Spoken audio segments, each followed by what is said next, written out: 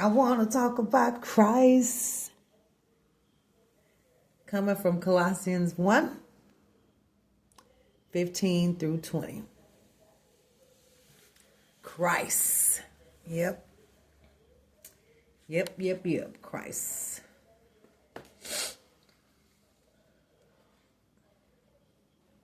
You know, Jesus gives us a position intended consequences of being restfully resident and desperately dependent on Him. And y'all already know that prayers become intimate and they answered. Yep. Christ is amazing.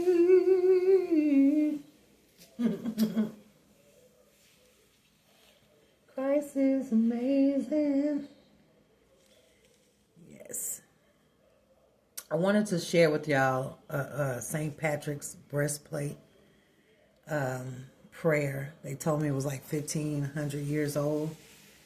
And so I want to share it with y'all.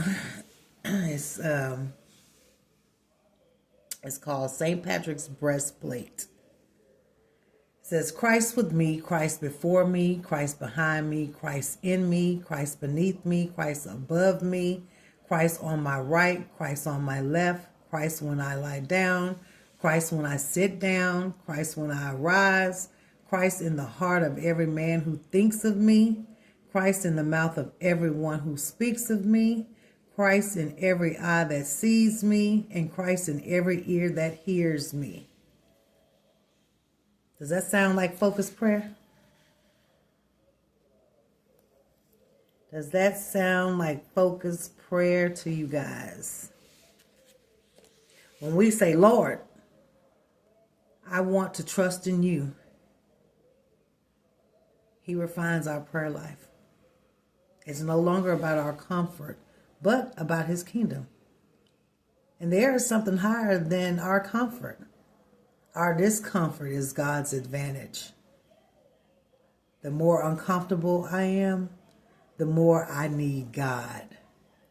The more I must trust in Him. The more I turn to Him in my uncomfortableness. And a second refinement of our prayer life is that it begins to move from being about needs to being about our relationship with God. Like when we go out to eat, I like to tell the waiter,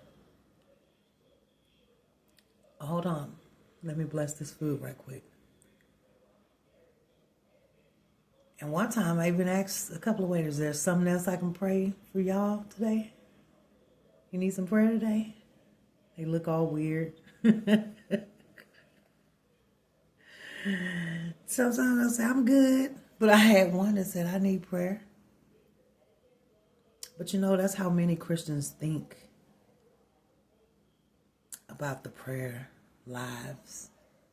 You know, we ask people, do they need prayer? What can you pray for them? You know, what can you go ask God in behalf of them? And I like to hear all is well. I like to hear I'm good. I don't like to hear I don't need them, or I'll call on them and I'll pray when I need them. You know, I don't like to hear those things. Because God wants to move us from need center to relationship center.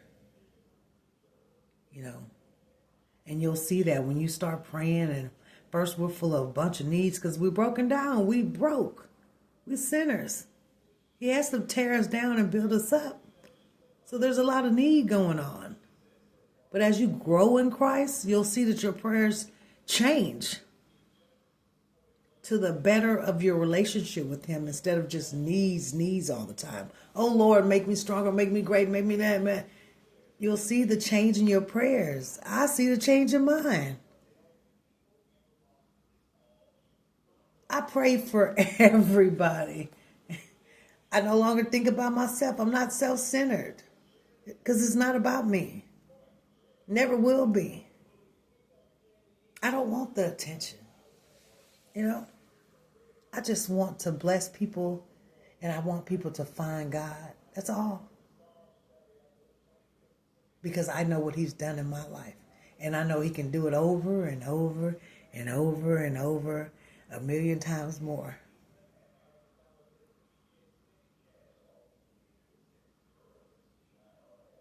I love that St. Patrick's breastplate. I love it. Christ in me, Christ before me, Christ behind me, Christ in me, Christ beneath me, Christ above me, Christ on my right, Christ on my left, Christ when I lie down, Christ when I sit down, Christ when I arise, Christ in the heart of every man who thinks of me, Christ in the mouth of everyone who speaks of me, Christ in every eye that sees me, Christ in every ear that hears me. That's a prayer for everybody, including myself. Christ in me, Christ in you.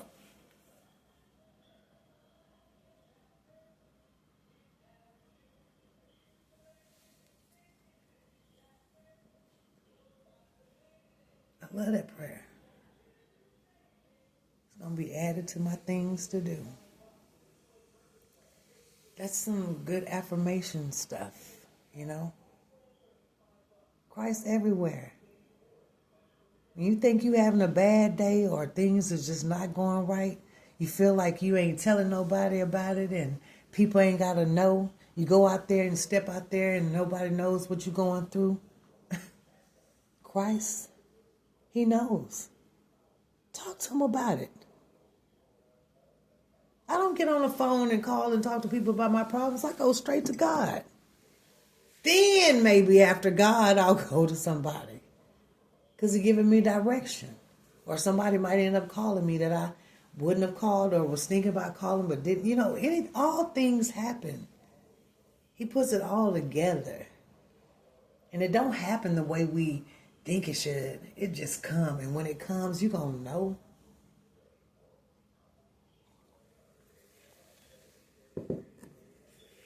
Christ.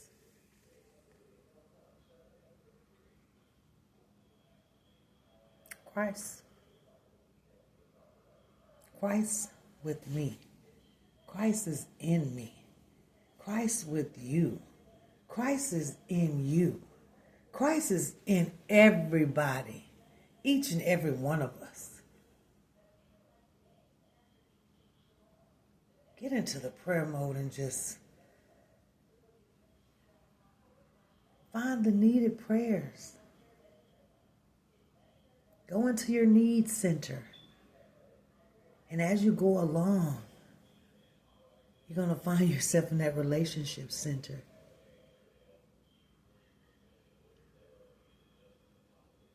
We'll be asking for what he wants in our prayers.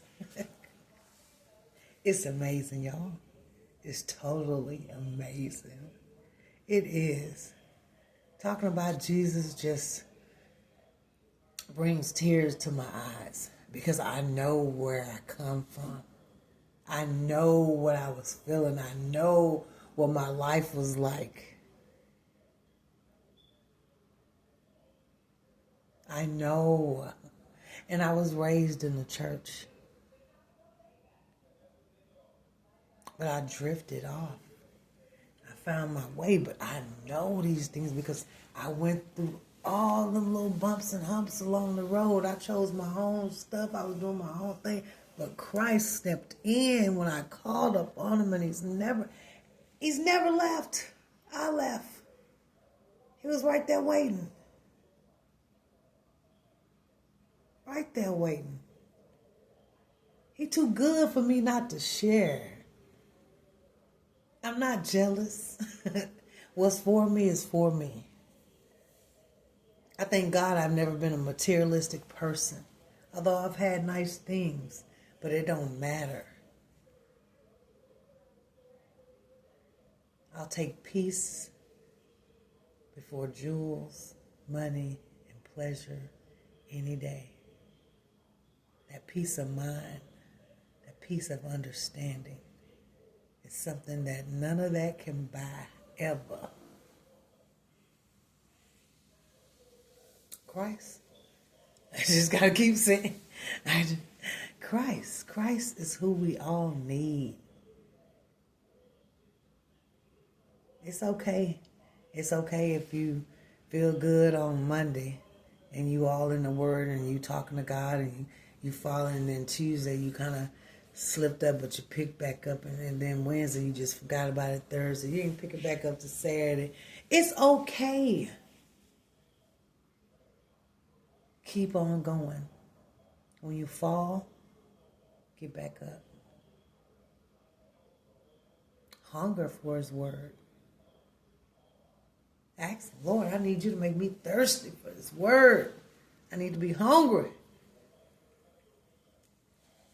Fill me inside. And He'll do just that. He'll fill you inside. He will.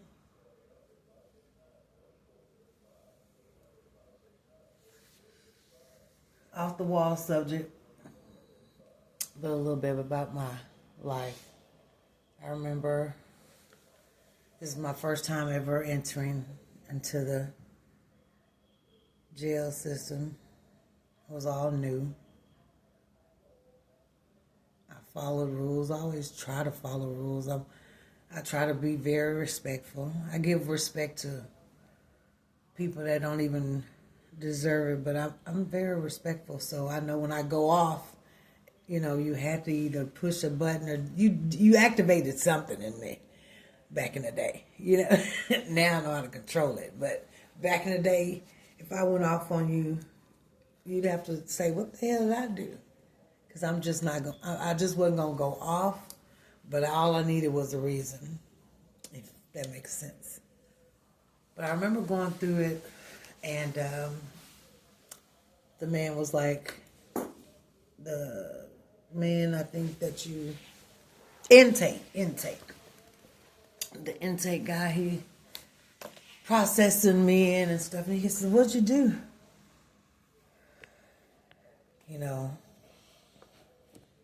Of course, when you go to jail, everybody want to know what the freak you done did and all that. And I just was like, I still had the same mentality. You're not in my business. What? But, he was a worker there, so I know you can breathe. Look.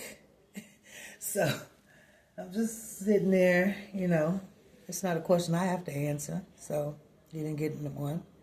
He kept on talking and stuff, and I'm just shaking my head. Yes, sir. When needed. No, sir. And he was like, you don't deserve to be in here. You don't belong in here. Not deserve. He said, you don't belong in here. So I was like, what do you mean? He said, you made a mistake. I said, I know. He said, yeah, you know what your mistake was? I was like, yeah, I know what my mistake was. I said, working for somebody and giving them the to go after me. He was like, no, that wasn't your mistake. He said, you can't be mad at her. She did what she was supposed to do. She was your employer. He said, what you did was took advantage of the situation, which I did. He said, but you left loose ends. And he said, you were a valuable asset to her. He said, just imagine losing a valuable asset. Because I was getting ready I had got housing. And I was like, ooh, I can sit down now. I don't have to work, but if you know me, I still worked. But, I was like, I don't have to do this so much. I don't have to work so hard. I don't have to work so much. And I quit and got with the company that was closer to where I was moving, just to be and spend more time with my children. I had twin girls. And so the lady was very upset because I ran her whole company. It was a small business, but I ran it. And so when I left, and I didn't really give too much of a 2 weeks notice, so it caught her off guard. She was very angry. Yeah, very, very upset. But I say all that rambling to say this. is that he made me look at the situation in a different light, and I did. So when I sat there for 10 months, I was able to get myself together. I was able to forgive myself because I had been holding in so much, and that's when I realized that everything stemmed down from as I was coming up. I started 5 years old and up. I had a whole lot of anger. It was everybody's fault but mine. You who made me do it, you this, you that. When it wasn't. All along, Christ has been right there. And I thought, raised in it. I'm going to church every Sunday, Wednesdays, Mondays, Tuesdays, whatever day of the week it was. But just somehow just went blank and living in my own world and got a pop and had to sit down and think about it. And that was the best 10 months that I needed for my life because it brought awareness in me. It wasn't where I wanted to be, but I thank God that I was there because it brought me closer to Him. It snapped me back into reality. It made me start looking at things different. Although I didn't get out and completely do what I was supposed to do, I still was aware and conscious, and I still started to read my Bible. Not every day and not get in the Word, go to Bible studies, and, I would dip and dab in it. But I still was conscious about what was going on and what was around me and all that kind of stuff, I started seeing what I needed to do. And how many of y'all know that what we need to do sometimes hurts and we don't want to do it? But God say, let that stuff go. And we'll be like, no, I want to hold on to a little bit more. It ain't that used yet. No. And he'd be like, trust me, just let it go. I'm going to bless you. And you'd be like, no. You'd be scared. But when you release that stuff and you trust in Him. Because what did I say? It's no longer about our comfort, but about His kingdom. There's something higher than our comfort. Our discomfort is God's advantage. The more uncomfortable we are, the more we need God. The more we trust in Him, the more we turn to Him. So it was in those discomfort places where I wasn't willing to take for a moment. And then as I started taking those places and those moments and stepping, just putting my little feet in there, touching the water, make sure it's hot, it ain't too cold. I started to trust in Him more. I started to see what He would do. And then there it started chipping. I just started, it's hard. I'm not going to, I don't know how to word it. Just take it that I'm not a pastor. I'm just a child of God. And I'm telling you about my life. In my life, it was hard for me to let go and just trust God completely in everything. Because I had shambles over here, draperies over there, some was hanging off, about to fall in the back. The front I'm holding up with my right.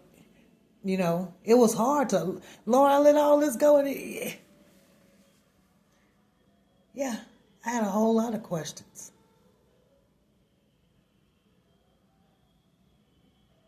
That's why I did what I did.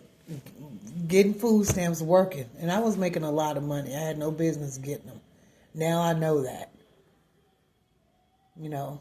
But then now they make it so, they make it great now where people can still receive, help and have a job and not be penalized. But back then, in those days, you couldn't work.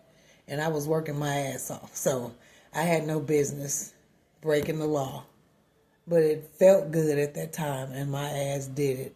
And I had to face consequences of it later. So it landed my tail in jail for 10 months or to pay $7,000. And I had family that wanted to pay the $7,000. I was like, no, I have kids out here. There's no way I would let my family pay $7,000 and still be on papers and all that kind of. No. State jail me, please. Did I want it? No. I need 2 weeks to get my stuff in order. and I'll turn myself in and I'll do the time. And that's what I did.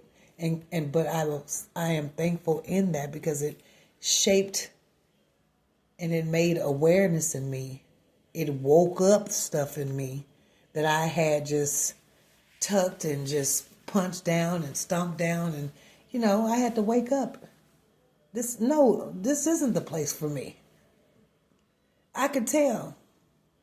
Man, you go through there and they have you spreading your cheeks and lifting this and that and want you to pull your mouth apart. And I was like, you have some sanitizer? It was like, sanitizer? Girl, if you don't spread your mouth open. I was like, but I just took my socks off. Like,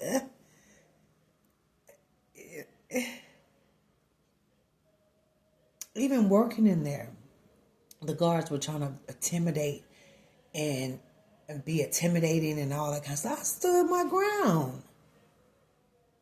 Like, I don't have to do this. Pull weeds. Like, fuck, we got a whole rack of weed eaters, but you want us inmates line up and pull weeds. I'll be damned. I'll take that case. But even in that, taught me how to be respectful. It taught me how to take what was coming out here in this world once I got back in it. Because those guards' mouths were something. And if you can, I tell people all the time, man, if you can stay in there even 1 month and not get into anything, you pretty much succeeded. Because it's hard not to. It's going to come to you, or you're going to see it, or it's just going to be something. And all guards that I crossed and passed, I respected to the utmost. I give respect to everybody. My kids, sometimes when we're places and people are younger than me, but we rock into a business or doing something, and I'm still yes sir, and then you're yes ma'am, and no sir, whatever. Just about respect, being cordial. Those guards used to tell me their business. They started opening up like stuff that I knew they wasn't supposed to be doing. I'm eating free world, what they call free world food, chilling. Like it was a cakewalk. But God made me not be able to see that. He blocked how, now that I reflect back on it, at times, and when I first got out, it's been years and years, y'all. I ain't been down that road. But, I was able to reflect on it and was like, wow, it's not so bad. Yeah, it is bad. Because you're away from your children. You ain't making no money. You ain't helping with no bills or nothing. What you did was stupid to get in there because you shouldn't be caged up like an animal. But people knew I was different in there. Now, the inmates don't give a shit. But the guards knew I was different. That, I made a mistake. There are some people that make mistakes in this world. I don't regret anything that I've done, but I wish I would have been able to listen and learn and not even go down that road. But since I went down that road, I'm able to let people know that, hey, it don't have to be. And I was very, very embarrassed of my felony. I was. Mind you, I used to smoke marijuana. So, when you're on papers, they're testing you and stuff. I did good for the better part, but I kept getting in trouble because I was dirty. But I would tell them, she'd be like, you clean? No. Needed a blunt last night. Went back for plenty of technicalities, not knowing that when you go back on these technicalities, they're study marking up your record. It's like you went in there for the same thing 5, 8 times, It's just the system sucks, but we all know this. We're all aware of this. But the overall, be all, end all is get Christ in your life. Never forget about him. See, I forgot about him for a moment. I was too busy living my life, making my money, doing my thing, thinking I had it going on, thinking life was good. And boom. Oh, I got it made in the shade. No, all good things aren't good things.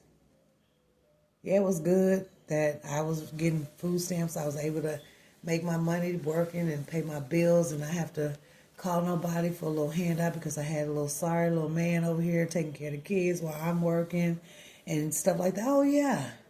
It was all good then. It seemed good. We ain't need nothing. Got me some Section 8, baby. Shit. Yeah, honey, you stay home, keep the kid, let me work. Mm-hmm. Just going down the wrong road. Just blind, just crazy, just young, just stupid, dumb. Yeah. Those are the kind of mistakes I used to make. Crazy mistakes.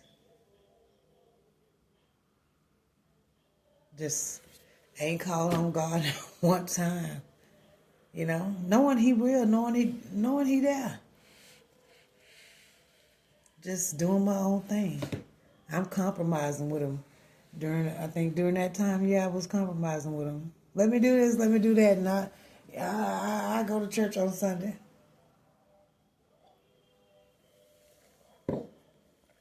All kind of baloney.